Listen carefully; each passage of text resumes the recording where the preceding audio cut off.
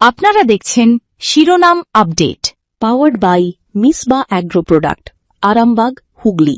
কো-পাওয়ার্ড by Asha cancer institute, new hospital road, Rampurhat, Birbhum. নমস্কার, আপনারা দেখছেন সংবাদ শিরোনাম, আর শিরোনাম আপডেট নিয়ে আপনাদের সঙ্গে আমি রয়েছি মান্টি। একটা মৃত্যু, একটা চিঠি, আর সেই চিঠিকে ঘিরে একের পর এক রাজনৈতিক প্রশ্ন। রামপুরহাটের প্রাক্তন বিধায়ক, প্রাক্তন মন্ত্রী এবং পশ্চিমবঙ্গ বিধানসভার প্রাক্তন ডেপুটি স্পিকার আশিস বন্দ্যোপাধ্যায়ের মৃত্যু ঘিরে এখন তোলপাড় রাজ্য রাজনীতি। রবিবার সকালে রামপুরহাটে নিজের বাড়ির কাছের তৃণমূলের দলীয় কার্যালয় থেকে তার ঝুলন্ত দেহ উদ্ধার হয়। ঘটনাস্থল থেকে একটি হাতে লেখা চিঠিও উদ্ধার হয়েছে বলে পুলিশ সূত্রে জানা গিয়েছে। প্রাথমিকভাবে আত্মহত্যার আশঙ্কা করা হলেও মৃত্যুর প্রকৃত কারণ নিয়ে তদন্ত চলছে। আর সেই চিঠিতেই নাকি উঠে এসেছে রাজনীতিতে আসা নিয়ে তার আক্ষেপ, নিজের বিরুদ্ধে ওঠা দুর্নীতির অভিযোগ নিয়ে তার বক্তব্য এবং অপমানিত হওয়ার যন্ত্রণা। তবে চিঠিটি সত্যি আশিস বন্দ্যোপাধ্যায়ের লেখা কিনা এবং মৃত্যুর আগে সেটি লেখা হয়েছিল কিনা সেটিও তদন্তের বিষয়। এর মধ্যেই বিস্ফোরক মন্তব্য তৃণমূলের কুণাল ঘোষের। তার বক্তব্যের মূল সুর, ভালো তৃণমূল হয়েও বাঁচা যায় না। কিন্তু কেন এমন মন্তব্য? আশিস বন্দ্যোপাধ্যায় কি কোনো কারণে রাজনৈতিক চাপের মধ্যে পড়তে হয়েছিল? তাকে কি ঋতব্রত বন্দ্যোপাধ্যায়ের শিবিরে যেতে চাপ দেওয়া হয়েছিল? কুণালের এই অভিযোগের ভিত্তি বাকি। আর এই মৃত্যুকে ঘিরে তৃণমূলের দুই শিবিরের পুরনো সংঘাত কি আরও প্রকাশ্যে চলে এলো? আজকের প্রতিবেদনে সেই প্রশ্নগুলোর উত্তর খোঁজার চেষ্টা করব। রামপুরহাটের রাজনীতিতে আশিস বন্দ্যোপাধ্যায় ছিলেন দীর্ঘদিনের পরিচিত মুখ। 5 বার রামপুরহাটের বিধায়ক হয়েছেন তিনি।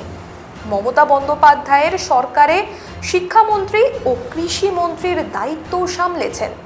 পরবর্তীতে বিধানসভার ডেপুটি স্পিকার ছিলেন।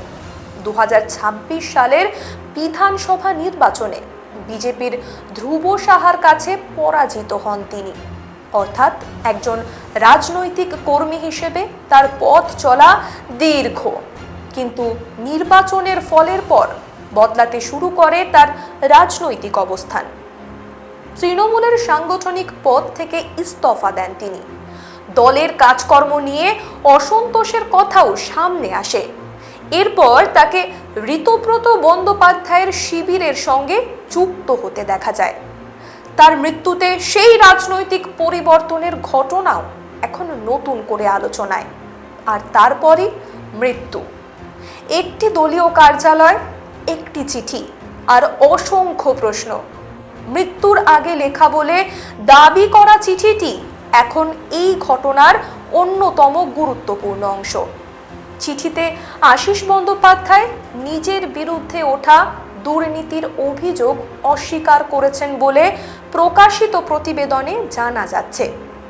বিশেষ করে তারাপীঠ রামপুরহাট উন্নয়ন পর্ষদ বা TRDA কে যে ঘিরে অভিযোগ সামনে এসেছিল, তার সঙ্গে নিজের কোনো প্রত্যক্ষ যোগ নেই বলেও তিনি দাবি করেছেন। টেন্ডার, চেকে সই, প্ল্যান অনুমোদন বা NOC দেওয়ার মতো বিষয় তার নিয়ন্ত্রণে ছিল না বলে চিঠিতে উল্লেখ রয়েছে। আর সবচেয়ে বড় কথা, রাজনীতিতে আসাটাই ভুল ছিল বলে আক্ষেপ করেছেন তিনি।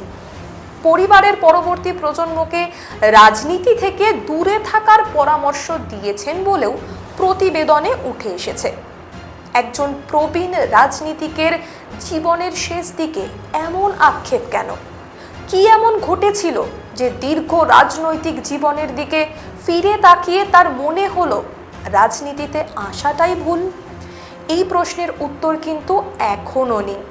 আর সেই উত্তর না পাওয়া পর্যন্ত কোনো রাজনৈতিক ব্যাখ্যাকেই চূড়ান্ত সত্য বলা যায় না। তবে এই মৃত্যুর পর রাজনৈতিক বিতর্কের সবচেয়ে বড় বিস্ফোরণ ঘটিয়েছেন কুণাল ঘোষ।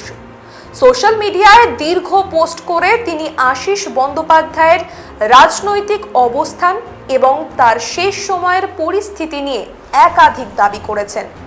কুণালের অভিযোগ, আশিসকে চাপ দিয়ে ঋতব্রত বন্দ্যোপাধ্যায়ের শিবিরে নেওয়া হয়েছিল।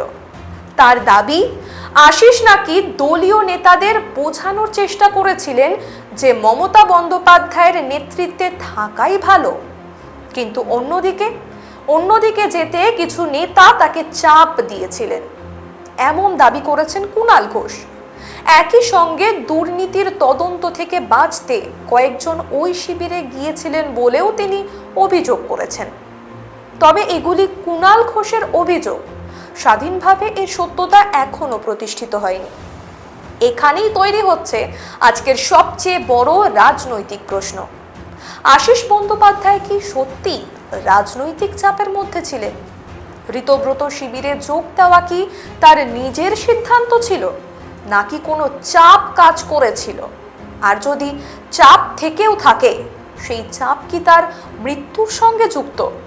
এই প্রশ্নগুলির উত্তর এখনই দেওয়া সম্ভব নয়, তদন্তই বলবে আসল কথা। কুণালের বক্তব্যের আরেকটি রাজনৈতিক দিকও রয়েছে। তিনি প্রশ্ন তুলেছেন, ভালো তৃণমূল বলতে আসলে কাকে বোঝানো হচ্ছে? যারা দলের সঙ্গে থেকে কঠিন সময় পার করেছেন তারা কি, নাকি যারা দল ছেড়ে নতুন রাজনৈতিক শিবির তৈরি করেছেন তারাও নিজেদের আসল তৃণমূল বলে দাবি করতে পারেন? আমরা থাকবো এই নিয়ে আলোচনায়, কিন্তু তার আগে শিরোনাম আপডেটে নিয়ে নেব ছোট্ট একটা বিরতি। সঙ্গে থাকুন। যে কোনো উৎসবে আর অনুষ্ঠানের ভুরি বোঝে বাঙালির অন্যতম ভরসা নিবেদিতা রাইস মিল।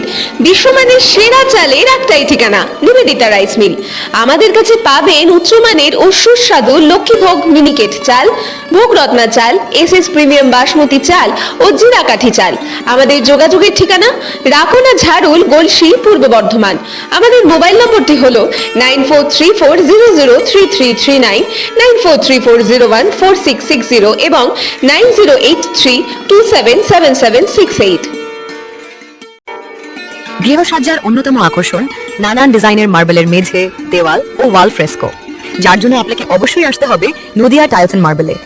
এখানে পাবেন জনসন, কাজারিয়া, ইতালীয় ও সিম্পল মতো কোম্পানির ব্র্যান্ড, যা আপনার বাড়িকে করে তুলবে সকলের চোখে আধুনিক ও আকর্ষণীয়। আমাদের ঠিকানা গঙ্গনি, বাতকুল্লা, নদিয়া। যোগাযোগ 9932972003, 7001 504 338। যে কোনো রোগ নিরাময় সুচিকিৎসা ব্যবস্থা পেতে অবশ্যই আসুন রায় নার্সিং হোমে। আপনার স্বাস্থ্যের সুরক্ষায় অত্যাধুনিক যন্ত্রের মাধ্যমে কেমোথেরাপি, অর্থোপেডিক, গাইনো এবং জেনারেল সার্জারির সুব্যবস্থা রয়েছে আমাদের এখানে। এছাড়াও এখানে পাবেন আইসিসিইউ এবং ডায়ালিসিসের উন্নত মানের পরিষেবা। আমাদের ঠিকানা রায় নার্সিং হোম, কল্যাণপুর, আরজনি, পশ্চিম মেদিনীপুর। আমাদের যোগাযোগ নাম্বার হলো 9932553952 এবং 8250434175। আপনারা দেখছেন শিরোনাম update, powered by Misba agro product, Arambagh, Hooghly. Co powered by Asha cancer institute, new hospital road, Rampurhat, Birbhum. সঙ্গে থাকার জন্য ধন্যবাদ। ফিরে এলাম বিরতির পর। আপনারা দেখছেন শিরোনাম আপডেট। বিরতির আগে যে প্রশ্ন আপনাদের সামনে রেখেছিলাম, এই প্রশ্ন কিন্তু শুধু আশিস বন্দ্যোপাধ্যায়কে ঘিরে নয়, এটি এখন তৃণমূলের অভ্যন্তরীণ রাজনীতির বড় প্রশ্ন। আশিস বন্দ্যোপাধ্যায়ের মৃত্যু এখন তৃণমূলের দুই রাজনৈতিক অবস্থানের সংঘাতকে আরও সামনে এনে দিয়েছে। একদিকে মমতা বন্দ্যোপাধ্যায়ের নেতৃত্বাধীন তৃণমূল, আর অন্যদিকে ঋতব্রত বন্দ্যোপাধ্যায়কে ঘিরে তৈরি হওয়া পৃথক রাজনৈতিক শিবির। 2026 সালের নির্বাচনের পর এই বিভাজন আরও প্রকাশ্যে এসেছে। আর আশিস বন্দ্যোপাধ্যায়ের রাজনৈতিক অবস্থান বদল সেই সংঘাতের একটি গুরুত্বপূর্ণ অধ্যায়। আশিস বন্দ্যোপাধ্যায় দীর্ঘদিন মমতা বন্দ্যোপাধ্যায়ের সঙ্গে রাজনীতি করেছেন, কিন্তু নির্বাচনে পরাজয়ের পর দলের সাংগঠনিক অবস্থান নিয়ে তার অসন্তোষ প্রকাশ্যে আসে। টিআরডিএ সহ বিভিন্ন বিষয় নিয়ে তার বিরুদ্ধে যেই অভিযোগ উঠেছিল, তার জবাবও তিনি চিঠিতে দেওয়ার চেষ্টা করেছেন বলে জানা যাচ্ছে। আর সেই সময়ই রাজনৈতিক শিবির বদলের ঘটনা।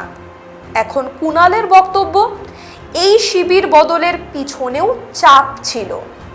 অন্যদিকে ঋতব্রত শিবিরের অবস্থান কি? তাদের পক্ষ থেকে আশিসকে কিভাবে দেখা হচ্ছিল? তিনি নিজের ইচ্ছায় শিবিরে গিয়েছিলেন কিনা? এই প্রশ্নগুলোর উত্তর পাওয়া এখনো বাকি। তাই এই মুহূর্তে সবচেয়ে গুরুত্বপূর্ণ হলো অভিযোগ আর তদন্তের সত্যকে আলাদা রাখা। এই যে তথাকথিত ভালো তৃণমূল চাটন, ওই দিকে নাম লেখালেও কিন্তু বাঁচা যায় না।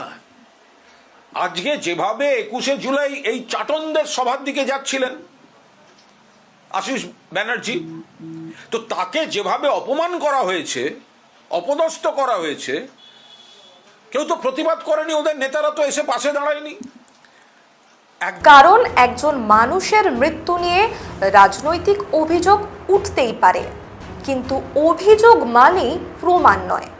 কুণাল ঘোষ বলেছেন, আশিস আত্মহত্যা করলেও তা প্ররোচনার ফল হতে পারে। একই সঙ্গে তিনি শক্তিগড়ে এক বিজেপি কর্মীর বিরুদ্ধে আশিসকে হেনস্থার অভিযোগ তুলে একটা ভিডিও প্রকাশ করেছেন। সেই ভিডিওর সত্যতা অবশ্য যাচাই করেনি সংবাদ শিরোনাম। অন্যদিকে বিজেপির তরফ থেকেও মৃত্যুর কারণ নিয়ে প্রশ্ন উঠেছে। রাজ্যের মন্ত্রী অগ্নিমিত্রা পাল বলেছেন, শুধু একটি চিঠি পাওয়া গেলেই মৃত্যুকে আত্মহত্যা বলে ধরে নেওয়া উচিত নয়। খুনের সম্ভাবনাও তদন্ত করে দেখা দরকার বলে তিনি মন্তব্য করেছেন। অর্থাৎ রাজনৈতিক দলগুলির প্রশ্ন আলাদা, কিন্তু তদন্তের প্রশ্ন একটাই, আসলে কি ঘটেছিল? আর এই জায়গাতেই ফিরে আসছে সেই চিঠি। একজন প্রবীণ রাজনীতিক, 25 বছরের বিধায়ক জীবন, মন্ত্রিত্ব, ডেপুটি স্পিকারের দায়িত্ব, তারপর নির্বাচনে পরাজয়, দলের সাংগঠনিক পদ থেকে সরে দাঁড়ানো, রাজনৈতিক অবস্থান বদল, দুর্নীতির অভিযোগ, আর শেষে একটি চিঠি। এই ঘটনাগুলিকে কি আলাদা আলাদা করে দেখা যায়, নাকি সব কিছুর মধ্যে কোনো যোগ রয়েছে? এই মুহূর্তে নিশ্চিত করে কিছু বলা সম্ভব নয়, কিন্তু তদন্তের জন্য এই প্রতিটি বিষয়ই গুরুত্বপূর্ণ হতে পারে। নির্বাচনে পরাজয়ের পর মানসিক চাপ কতটা ছিল? দলের ভিতরের বিরোধ কতটা প্রভাব ফেলেছিল? দুর্নীতির অভিযোগের চাপ কি ছিল? শিবির বদলের পিছনে কোনো চাপ ছিল কিনা? মৃত্যুর আগে তিনি কার সঙ্গে যোগাযোগ করেছিলেন? চিঠিটি তার নিজের লেখা কিনা? আর শেষ পর্যন্ত মৃত্যুর প্রকৃত কারণ কি? এই প্রশ্নগুলির উত্তর না পাওয়া পর্যন্ত রাজনৈতিক জল্পনা চলতেই থাকবে। এখানে আরও একটি বিষয় গুরুত্বপূর্ণ। মমতা বন্দ্যোপাধ্যায়ও আশিস বন্দ্যোপাধ্যায়ের মৃত্যুর পর তার বিরুদ্ধে অপপ্রচার এবং মানসিক চাপের অভিযোগ তুলেছেন। তিনি দাবি করেছেন, মৃত্যুর আগে আশিসকে বারবার অপমান ও মিথ্যে অভিযোগের মুখে পড়তে হয়েছিল। অর্থাৎ মমতা শিবিরের বক্তব্যও এখন কুণালের অভিযোগের সঙ্গে একটা নির্দিষ্ট জায়গায় মিলছে। আশিসের শেষ সময়ে মানসিক চাপের প্রশ্ন, কিন্তু এই চাপের উৎস কোথায়? রাজনৈতিক প্রতিপক্ষ, দলের অভ্যন্তরীণ দ্বন্দ্ব, দুর্নীতির অভিযোগ, নির্বাচনী পরাজয়, নাকি একাধিক কারণ একসঙ্গে কাজ করেছিল? সেটাই এখন তদন্তের বড় বিষয়। আশিস বন্দ্যোপাধ্যায়ের ঘটনা তাই শুধু একটা রাজনৈতিক দলের অভ্যন্তরীণ বিবাদ নয়, এটি আরও বড় একটি প্রশ্ন সামনে আনছে। রাজনীতিতে একজন নেতার ব্যক্তিগত মানসিক চাপের দায় কে নেবে? একজন জনপ্রতিনিধির বিরুদ্ধে অভিযোগ উঠলে সেই অভিযোগের রাজনৈতিক লড়াই কোথায় শেষ হবে? সমালোচনা আর অপমানের সীমারেখা সেগুলো কোথায়? রাজনৈতিক বিরোধ আর ব্যক্তিগত আক্রমণের মধ্যে পার্থক্য কোথায়? এই প্রশ্নগুলি শুধু তৃণমূলের জন্য নয়, গোটা রাজনৈতিক ব্যবস্থার জন্যই গুরুত্বপূর্ণ। তাহলে এখন যা জানা যাচ্ছে, আশিস বন্দ্যোপাধ্যায়ের দেহ রামপুরহাটের দলীয় কার্যালয় থেকে উদ্ধার হয়েছে। একটি চিঠি পাওয়া গিয়েছে। চিঠিতে দুর্নীতির অভিযোগ অস্বীকার করার পাশাপাশি রাজনীতিতে আসা নিয়ে আক্ষেপের কথা রয়েছে বলে জানা গেছে।